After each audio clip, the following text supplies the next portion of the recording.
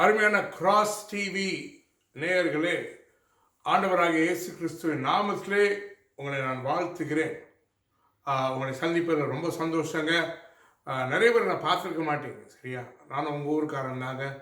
என் பேர் பீட்டர் நிர்மல்குமார். தமிழ்நாட்டில் சுரண்டை என்ற ஒரு கிராமம், அங்கே தான் நான் பிறந்தேங்க. ஆனால் நான் வளர்ந்ததெல்லாம் சென்னை. நான் வளர்ந்து படித்தது சென்னை. அதுக்கப்புறம் பார்த்தீங்கன்னா 1981 ஆண்டு MBA master of business administration என்ற ஒரு கோர்ஸை நான் முடித்தேங்க. அப்போ தான் நான் ஆண்டவரை என்ற சொந்த ரட்சகராக ஏற்றுக்கொண்டேன். அதன் பின்பு டெல்லி, பாம்பே, ஹைதராபாத் இந்த பட்டணங்கள்லாம் நான் பெரும்பான்மையாக வட இந்தியா இல்லையா, இங்கே தான் நான் பணியாற்றினேன். அதுக்கப்புறம் ஒரு நாள் ஆண்டவர் சொன்னார், நீங்கள் கொஞ்சம் ரிசைன் பண்ணுங்கள், ஏன்னா அவங்கள பல தேசங்களுக்கு அனுப்ப போகிறேன்னு சொன்னாருங்க. அப்போது சரியாக விளங்கலை. ஆனால் ஆண்டோடைய சத்தத்துக்கு செவி கொடுத்து அந்த அழைப்புக்கு என்னை ஒப்பு கொடுத்தேங்க. ரிசைன் பண்ண பிறகு ஆண்டவர் நியூசிலாந்து கொண்டு போனார்.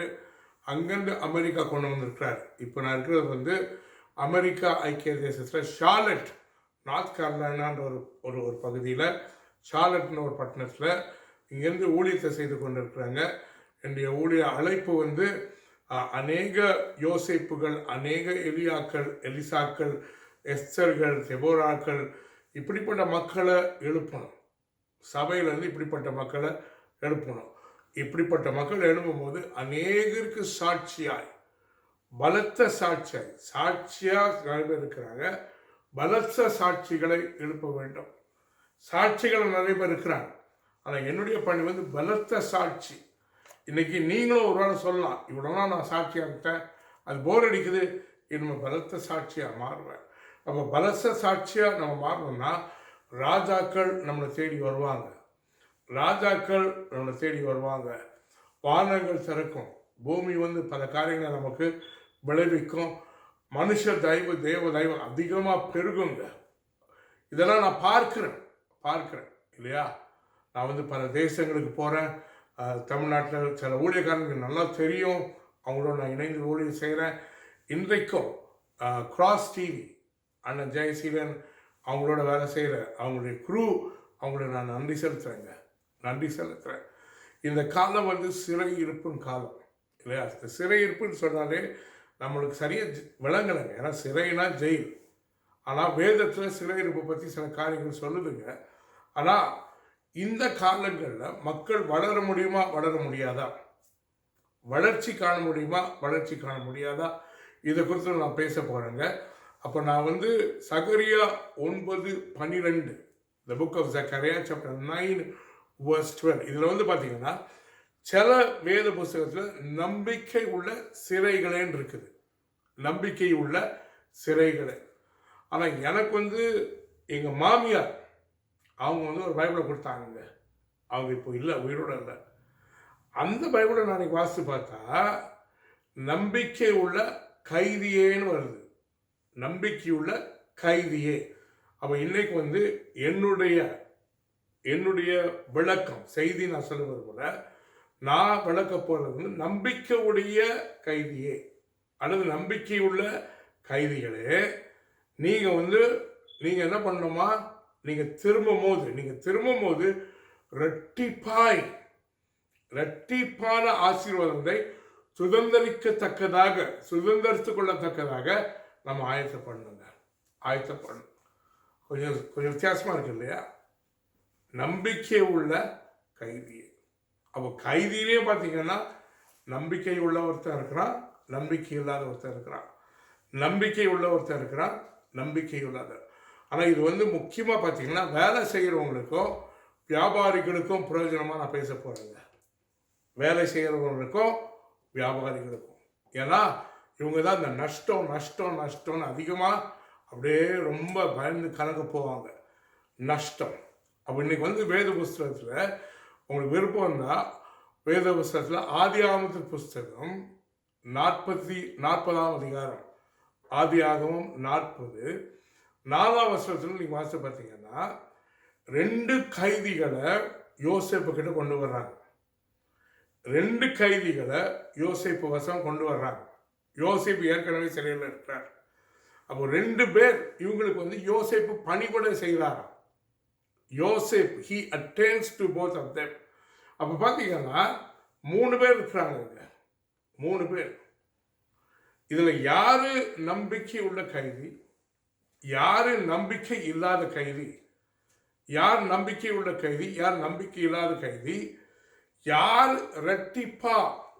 ரெட்டிப்பான ஆசீர்வாதங்களை சுதந்திரத்து போறாங்க, இதுதான் நான் பேச போறேன்.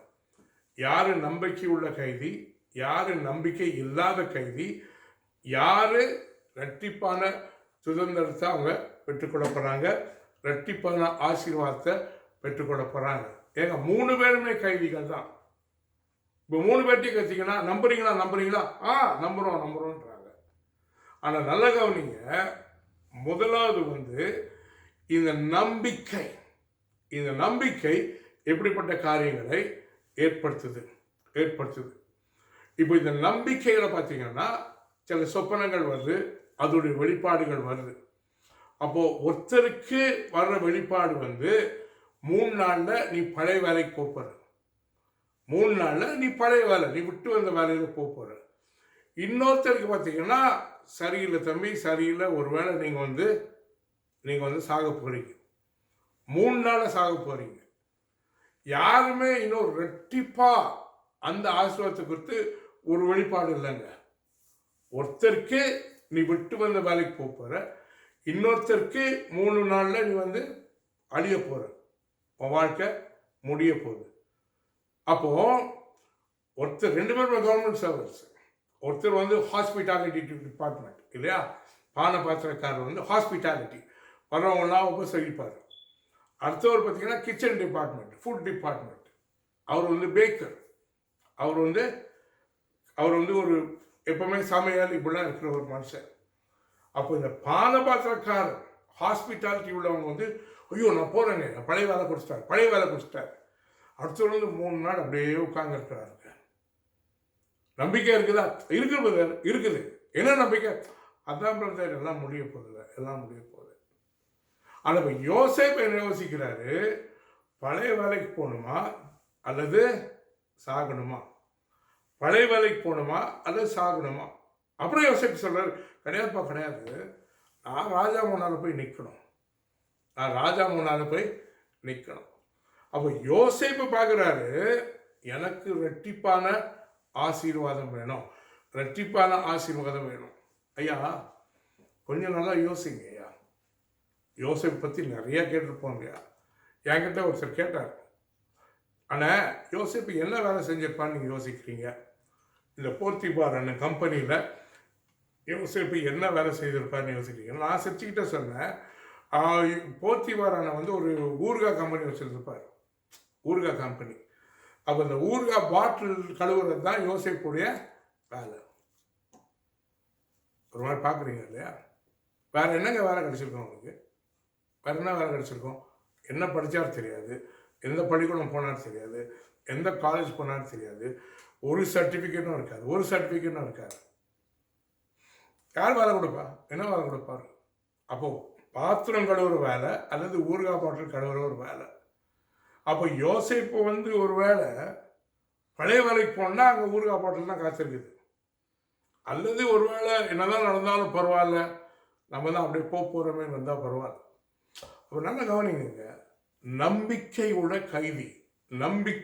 கைதி. அப்போ ஒருத்த வந்து என்ன சொல்கிறான், ஐயா ரெட்டிப்பா எனக்கு ஒரு வரம் வேணும், நான் வந்து முந்தி வந்து ஹாஸ்பிட்டாலிட்டி இருந்தேன், எனக்கு ஒரு ப்ரொமோஷன் கிடைக்குமா, ஒரு உயர்வு கிடைக்குமா, நமக்கு ஆண்டவர் கேளுங்கன்னு அவன் சொல்லியிருக்கான். அவன் அப்படி கேட்கல, ஒட்டு வந்த வேலை கிடைச்சா போதும், இந்த அட்லீஸ்ட் அதாவது எனக்கு கிடைக்குது. அடுத்த வந்து 3 நாள் பிரதர் ஃபேஸ்புக்கில் நான் போட்டேன், படம்லாம் போட்டேன், என் கல்றை எப்படி இருக்கணும்னு சொல்லிடுங்க, என் அடக்க ஆராதனை யார் பாட்டு பாடணும், யார் பேசணும், எந்த ஊழியக்காரன்னு சொல்லணும், இதெல்லாம் நீங்கள் கொஞ்சம் தயவுசெய்து நீங்கள் வந்து பேசிடுங்க. இப்படி தான் அவர் சொல்லிக்கிட்டே இருந்திருப்பாருங்க. 3 நாளில் அவர் கேட்கலாம் இல்லையா? அண்ணா யோசேப்பு பண்ண, எனக்கு சாக பிடிக்கலண்ணே, நான் பிள்ளை குட்டிக்காரன், நான் வேலை செய்யணும், என் பிள்ளைங்கள்லாம் படிக்கணும், அவங்கள கல்லூரிக்கெல்லாம் அனுப்பணும், நிறையா பொறுப்பு இருக்குண்ணே, கொஞ்சம் உங்கள் ஆண்டவர் தான் நான் சொன்னார் சாக போகிறேன்னு சொன்னார்ல, கொஞ்சம் உங்கள் ஆண்டவரை கேளுங்கண்ணே, கேளுங்க, எனக்கு சாக இஷ்டம்னு சொல்லுங்க. அப்போ நான் சாகாமல் இருக்கிறதுக்கு நான் என்ன செய்யணும்னு கேளுங்களேன்.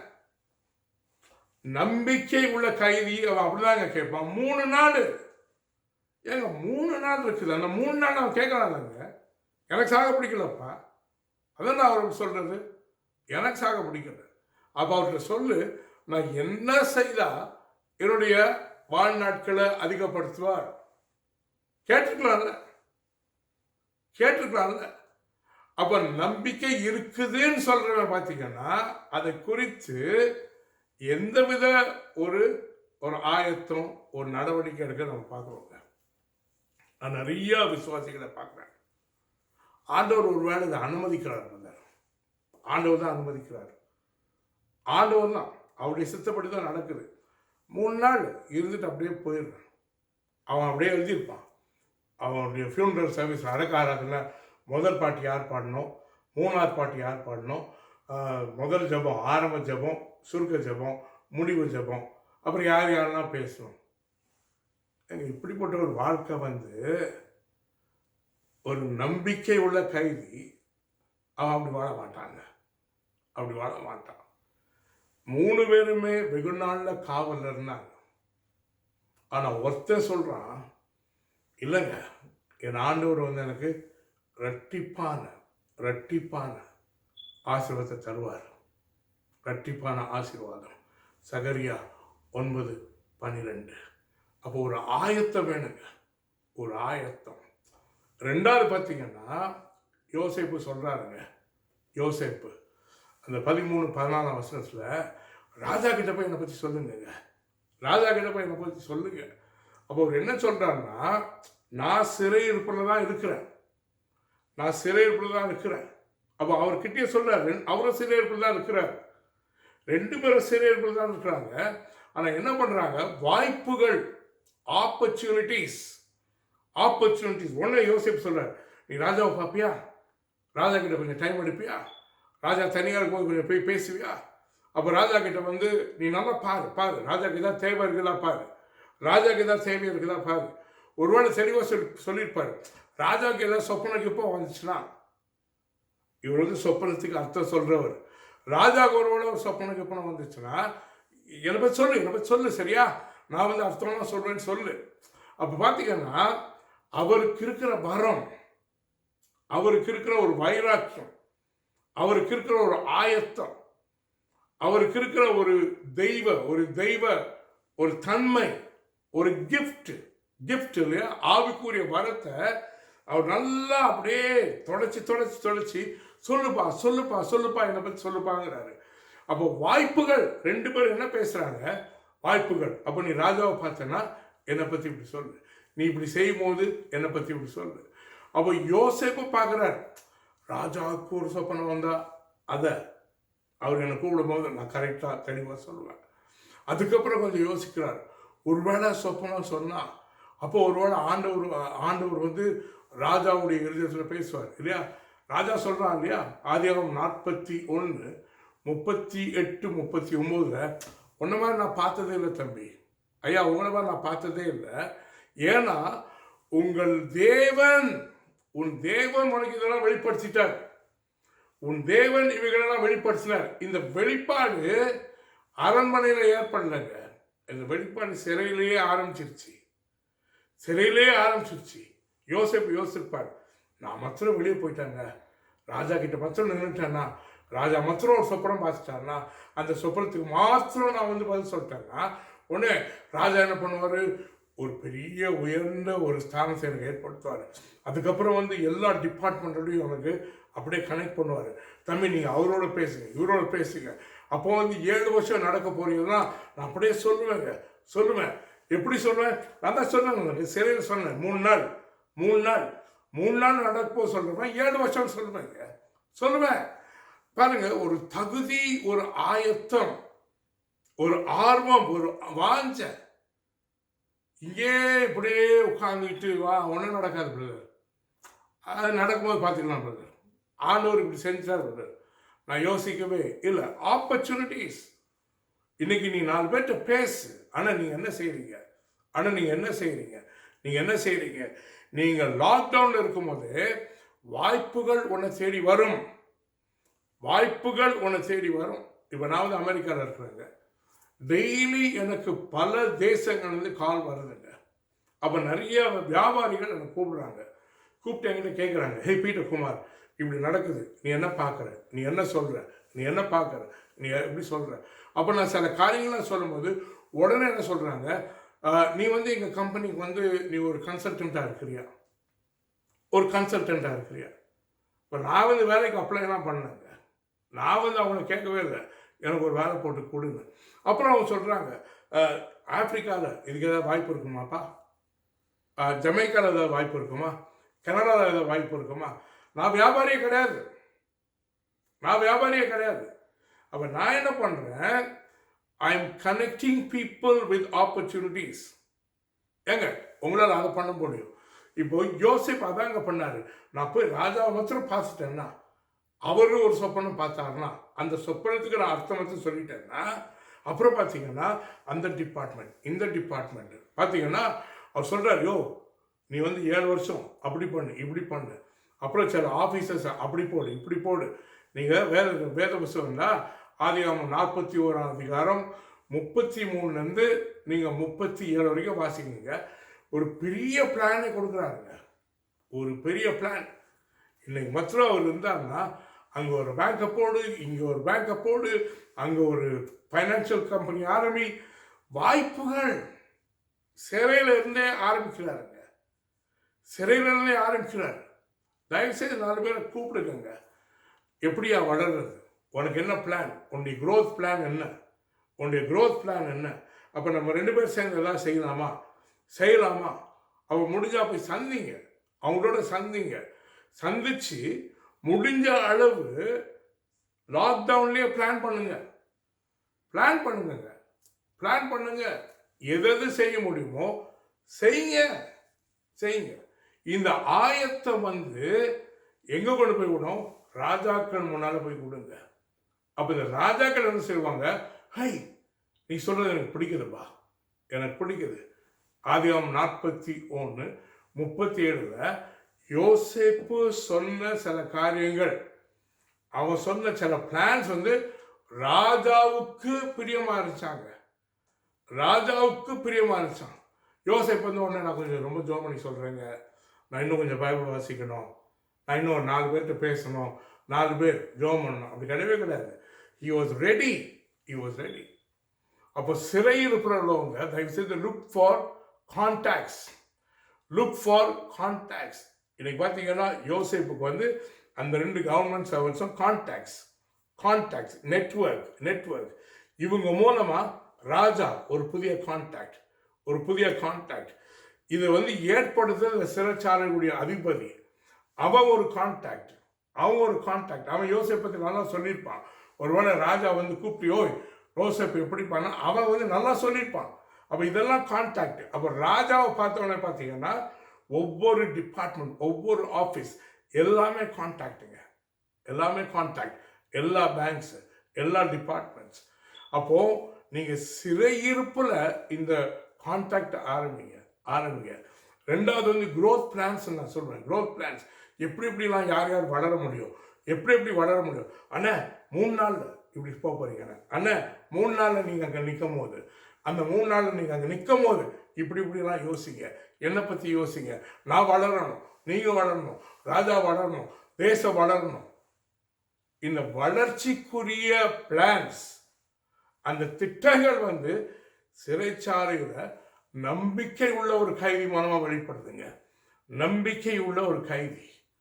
3வது பார்த்தீங்கன்னா புதிய ஆரம்பங்கள். அப்படியே போயிடுச்சுன்னு கிடையாது. எகிப்துல 7 வருஷம் ஒரு செழிப்பு, ஒரு புதிய ஆரம்பம்.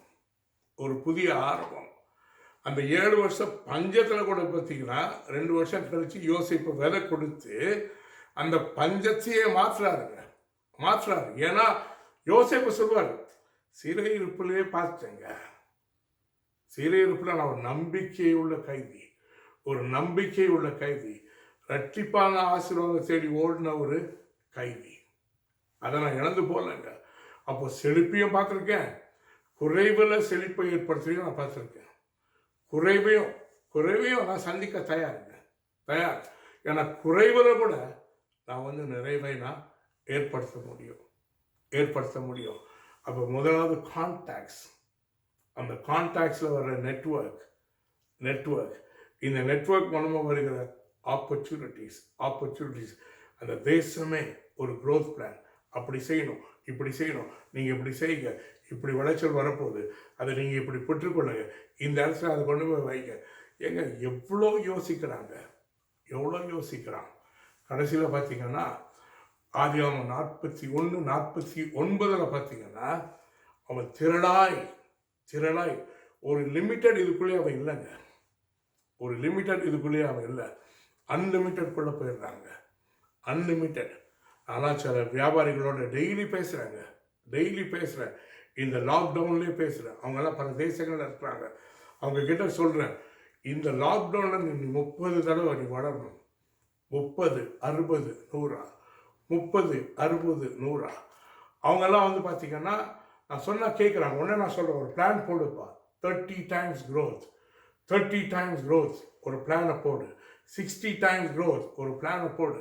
அப்போ எங்கள் ஊழியமே நான் வளர்ச்சிக்காக நான் பேசுகிறேங்க. பல பிரயாசங்கள் எடுக்கிறேன், நிறைய பேரோட பேசுகிறேன், புது கான்டாக்ட்ஸை நான் ஏற்படுத்துகிறேன்.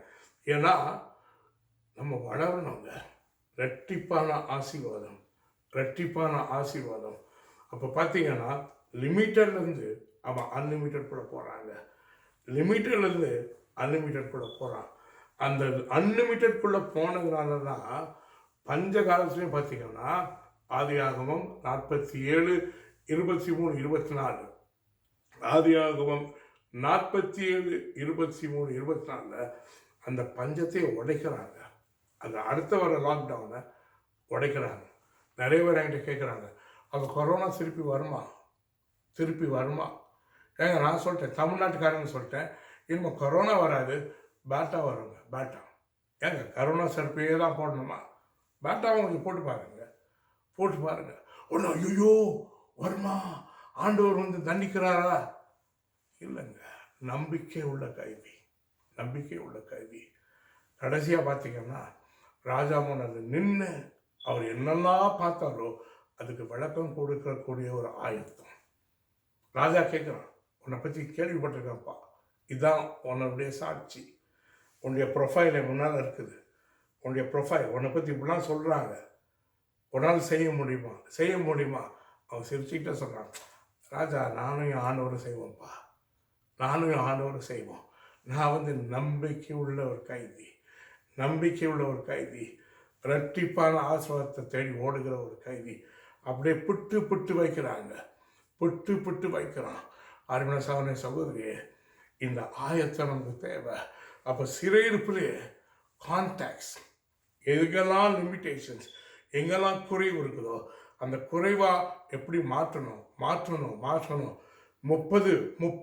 30 times growth, 30, 60, 100 வளரக்கூடிய காரியங்களை எழுதி ஆண்டவர் முன்னால் வைங்க. வச்சு நீங்கள் சொல்லுங்க, உங்கள் வேதம் சொல்லுது, உங்கள் வார்த்தை சொல்லுது, இப்படிப்பட்ட ஒரு வெளிப்பாடை எனக்கு தருது. இந்த பஞ்ச காலத்திலையும் இந்த சிறையிருப்பின் காலத்திலையும் நான் 30, 60, 100 வளரணும். அப்போ ஏற்ற மக்களோடு எனக்கு கனெக்ட் பண்ணுங்க. அவங்க மூலமாக நெட்வொர்க்கெல்லாம் கனெக்ட் பண்ணுங்க. அந்த நெட்வொர்க் மூலமாக பெரிய வளர்ச்சியை கனெக்ட் பண்ணுங்க. வளர்ச்சி வரும்போது அதை எங்கெல்லாம் நான் சேகரிக்கணும்னு சொல்லுங்க. அப்போ நான் லிமிட்டேஷன்லேருந்து அன்லிமிட்டட்குள்ளே போவேன். அப்போ நான் மாத்திரம் கிடையாது, என்னோட சிறையில் இருந்தவங்க மாத்திரம் கிடையாது, நான் மாத்திரம் கிடையாது, என்னோட சிறையில் இருந்தவங்க மாத்திரம் கிடையாது, ராஜா மாத்திரம் கிடையாது, தேசங்கள் அநேக தேசங்கள் யோசேப்பை தேடி வந்துச்சுன்னு பயத்தில் வாசிக்கிறோம். அருமையான சகோதரியே, நீயும் நானும் இந்த சிறையிருப்பில் ஒரு நம்பிக்கை உள்ள கைதியாக நம்ம மாறுவோம். அவன் நம்பிக்கையுள்ள ஒரு கைதி சிறையிருப்பில் என்ன சொல்லுவான்? ராஜா கிட்ட போய் சொல்லு. பழைய வேலைக்கு போக மாட்டாங்க, பழைய வேலைக்கும் போக மாட்டான், அப்படியே அழிந்தும் போக மாட்டான். பழைய வேலைக்கும் போக மாட்டான், அழிந்தும் போக மாட்டான். ராஜா கிட்ட சொல்லு, நான் இன்னும் உயரணும். என் ஆண்டவர் இந்த சிறையிருப்பிலிருந்து எனக்கு ஒரு உயர்வை ஏற்பட போகிறாரு. ஆண்டவரும் என்ன உயர்த்த போகிறாரு, மனுஷரும் கனப்படுத்த போகிறாங்க. ஆண்டவரும் உயர்த்த போகிறாரு, மனுஷரும் கனப்படுத்த போகிறாங்க. மனுஷர் ஏய் நீயும் ஆண்டவரும் செய்யுங்க, என்ன வேணாலும் செய்யுங்க, என்ன வேணாலும் செய்யுங்கன்னு அப்படி வாய்ப்புகளை அப்படிப்பட்ட பெரிய பெரிய வாசல்கள், அப்படிப்பட்ட பெரிய பெரிய வாய்ப்புகளை எனக்கு தர போகிறாங்க. அப்படி ஆயத்தப்படு சகோதரனே, சகோதரியே. சோர்வடையாத நம்பிக்கையான கைதி. நீங்கள் அதை பற்றி தெரிஞ்சுக்கொள்ளணும்னா எங்கள் வெப்சைட் உள்ள போங்க, www. Forerunners Nation Changers. Forerunners Nation Changers. நான் அநேக பிஸ்னஸ் பீப்புளை மென்டர் பண்ணுறேன். உங்களுக்கு விருப்பம் தான் என்னோட கனெக்ட் பண்ணுங்கள். நம்ம வளரணும், நீங்களும் வளரணும், உங்கள் மூலமாக 4 பேர் வளரணும். நம்முடைய சாட்சி என்னன்னா, ஜோம் பண்ணுறான்னு இருக்கக்கூடாது. ஜோம் பண்ணுங்க. வேத வாசிக்கிறான், பைபிள் ஸ்டடி போகிறான், அது மாத்திரம் இருக்கக்கூடாது. அவனும் வளர்றான், எங்களையும் வளர வைப்பான். அவனும் வளர்றான், எங்களையும் வளர வைப்பான். அப்படிப்பட்ட சாட்சியை விரும்புவோம். சரியா? நம்பிக்கை உள்ள கைதி ஒப்பு கொடுப்போம். ஆண்டவரே, நான் நம்பிக்கை உள்ள ஒரு கைதி கர்த்தாவே, நம்பிக்கை உள்ள ஒரு கைதி. ஆண்டவரே, நான் இங்கே சிறையிருப்பில் இருக்கும்போது கர்த்தாவே, நீங்கள் கர்த்தாவே உயர்ந்த ஸ்தானங்களில் என்னை ஏறி வரும்படி அப்படிப்பட்ட விசாலமான பாதைகளை திறக்க போறீங்க, அப்படிப்பட்ட வாசல்களை திறக்க போறீங்க, அப்படிப்பட்ட வாய்ப்புகளை தர போறீங்க. அப்போ என் கூட கர்த்தாவே சிறையிருப்பில் இருக்கிற மக்களோடு கர்த்தாவே நான் தொடர்பு கொள்ளணும். அவங்க மூலமாக கர்த்தாவே வெளிப்பாடுகள் வரணும், அவங்க மூலமாக வாசல்கள் திறக்கணும், அவங்க என்னை குறித்து சாட்சி சொல்லணும் கர்த்தாவே. நாங்கள் எல்லாம் அப்படியே சாட்சியாக மாறணும். அப்போ கர்த்தாவே அவங்க மூலமாக ஒரு புதிய நெட்வொர்க், அந்த நெட்வொர்க் மூலமாக கர்த்தாவே பெரிய பெரிய வாய்ப்புகள், அது மூலமாக கர்த்தாவே 30, 60, 100 30, 60, 100 நான் வளர விரும்புகிறேன் கர்த்தாவே. நான் வளர விரும்புகிறேன். என் குடும்பமாக நாங்கள் வளரட்டும், எங்கள் சமுதாயமாக நாங்கள் வளரட்டும், ஆவிக்குரிய மக்களை நாங்கள் வளரட்டும், திருச்சபையாக நாங்கள் வளரட்டும் கர்த்தாவே. ஏனென்றால் நம்பிக்கையுள்ள கைதி, நான் நம்பிக்கையுள்ள கைதி. என்னை கனப்படுத்துங்க, உயர்த்துங்க. நன்றி கர்த்தாவே. ஆமென்.